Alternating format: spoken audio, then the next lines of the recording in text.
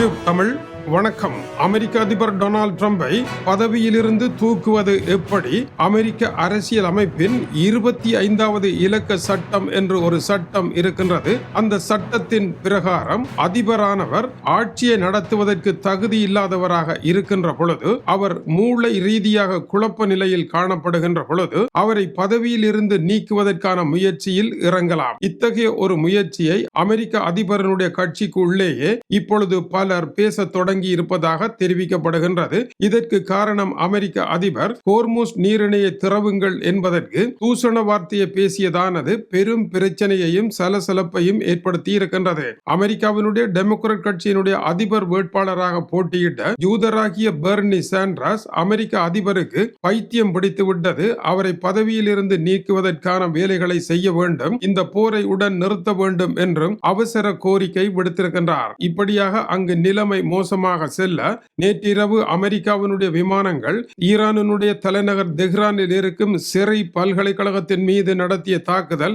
மிகப்பெரிய குற்ற செயல் என்று அமெரிக்காவினுடைய பிரதிநிதிகள் சபையினுடைய உறுப்பினர் ஜஸ்மின் அன்சாரி கடும் கேள்வியை எழுப்பியிருக்கின்றார். இந்த பல்கலைக்கழகம் சாதாரண பல்கலைக்கழகம் அல்ல, உலகளாவிய ரீதியில் மிக முக்கியமான ஒரு பல்கலைக்கழகம். அமெரிக்காவினுடைய மெசாச்சுசெட்ஸ் இன்ஸ்டிடியூட் ஆஃப் டெக்னாலஜிக்கு இணையான ஒரு பல்கலைக்கழகம். இங்கிருந்து மாணவர்கள் அமெரிக்காவினுடைய சிலிக்கன் வேலையில் பல வேலைகளை புரிந்து பெரும் முன்னேற்றத்திற்கு துணையாக இருக்கின்றார்கள். அத்தகைய ஒரு பல்கலைக்கழகம் 1 கோடி மக்களின் மத்தியில் இருக்கின்றது.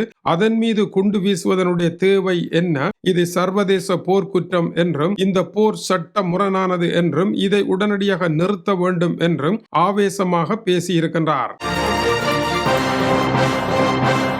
ஒரு நாட்டினுடைய பல்கலைக்கழகம் மீது தாக்குதல் நடத்துவது தவறானதுதான். ஆனால் அமெரிக்கா எதற்காக அங்கு தாக்குதலை நடத்தி இருக்கலாம் என்பதற்கு பக்க காரணங்களாக முதலாவது, இப்பொழுது ஈரான் அமெரிக்காவுடன் நடைபெற்றுக் கொண்டிருக்கின்ற போரில் ஏட்டிக்கு போட்டியாக நின்று பிடிப்பதற்கான முக்கியமான காரணங்களில் ஒன்று ஈரானுடைய தொழில்நுட்பம் உயர்மட்டத்தில் இருக்கின்றது. அந்த உயர்மட்ட தொழில்நுட்பத்தை உருவாக்குகின்ற ஆராய்ச்சிகள் இந்த பல்கலைக்கழகத்தில் நடக்கலாம் என்கின்ற எண்ணத்தில் அமெரிக்கா தாக்குதலை நடத்தி இருக்கலாம். AI தொழில்நுட்பத்தை அமெரிக்கா மட்டும் பாவித்து போரை நடத்தும் என்பது அல்ல, ஈரானும் பாவிக்கும் என்பதை அமெரிக்கா களத்தில் கண்டிருக்கின்றது.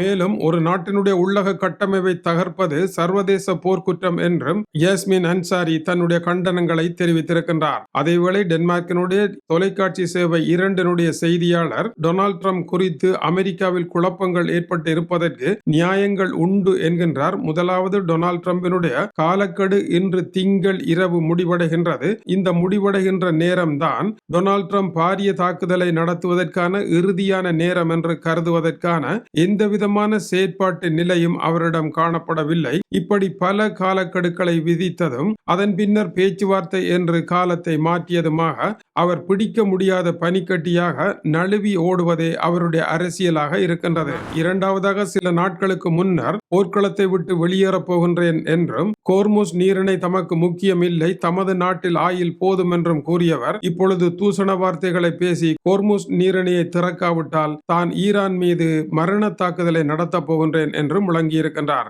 நேற்று அதை திறந்தாலும் மூடினாலும் ஒன்றுதான் என்றவர் இன்று திறக்க வேண்டும் என்று கூறியிருக்கின்றார். எனவே அவருடைய கருத்துக்களில் எத்தகைய உறுதியான ஒரு நிலைப்பாடும் இல்லை, நேர்கோட்டில் அவர் செல்லும் ஒருவராகவும் இல்லை. அவரை நம்பி எந்த ஒரு காரியத்தையும் முன்னெடுக்க முடியாமல் இருக்கின்றது என்பதே யதார்த்தமாகும். இதுதான் அமெரிக்கர்களுக்கும் பிரச்சனையாக மாறி இருக்கின்றது.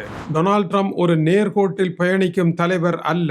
போர் அவர் நினைத்ததை போல அமையாததனால் ஏற்பட்ட விரக்தியினால் அவர் இவ்வாறு பேசுகின்றார் என்றும் அவர் தெரிவிக்கின்றார். டொனால்ட் ட்ரம்பினுடைய தூஷண வார்த்தைகள் பற்றி பெர்னி சாண்டர்ஸ் கூறுகின்ற பொழுது அவர் அதிபராக பணியாற்றுவதற்கு தகுதியற்றவர் என்று கூறியிருக்கின்றார். இது ஓர் அபாயகரமான மனோநிலை குழம்பியவனுடைய செயலாக இருக்கின்றது. உடனடியாக இந்த போரை நிறுத்துவதற்கான ஏற்பாடுகளை காங்கிரஸ் செய்ய வேண்டும் என்று கேட்டிருக்கின்றார். டொனால்ட் ட்ரம்பினுடைய பேச்சு ஒரு தனி நபரனுடைய பிதற்றல், காங்கிரஸ் இப்பொழுதே செயற்பட வேண்டும் என்றும் கேட்டிருக்கின்றார்.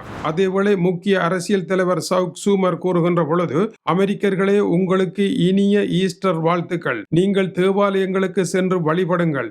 நீங்கள் தேவாலயங்களுக்கு சென்று வழிபட இங்கே உங்களுடைய அதிபர் பைத்தியம் பிடித்தது போல சமூக வலைத்தளங்களில் பிதற்றி திரிகின்றார் என்றும் எழுதியிருக்கிறார். சாட்டியிருக்கின்றார். அடுத்த தலைவர் கிறிஸ் மெர்பி அமெரிக்கா தன்னுடைய 25வது திருத்த சட்டத்தை கையில் எடுத்து டொனால்ட் ட்ரம்பை பதவி விலக்க வேண்டும் என்று கேட்டிருக்கின்றார். தான் டொனால்ட் ட்ரம்பினுடைய அமைச்சரவையில் இருந்திருந்தால் இதற்கான பிரேரணையை கொண்டு வந்திருப்பேன் என்றும் கூறுகின்றார். அதிபர் உடல் ரீதியாகவோ உள ரீதியாகவோ பாதிப்படைந்து இருப்பாராக இருந்தால் அவரை பதவியில் இருந்து திருப்பி எடுப்பதற்கான முயற்சியை இந்த சட்டத்தின் அடிப்படையில் செய்ய முடியும் என்று அமெரிக்கா கூறுகின்றது. ஆனால் இதுவரை இதை பாவிக்கவில்லை என்பதும் கவனிக்கத்தக்கது.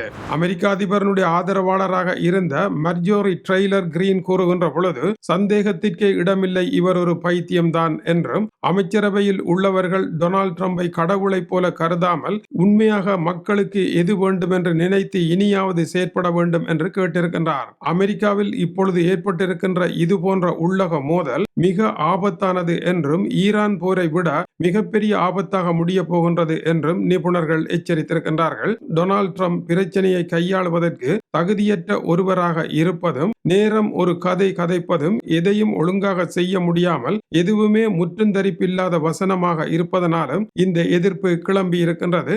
அமெரிக்காவில் கிளம்பி இருக்கின்ற இந்த எதிர்ப்பு ஒரு சூறாவளியாக மாறக்கூடிய அபாயத்தையும் மறுப்பதற்கு இல்லை.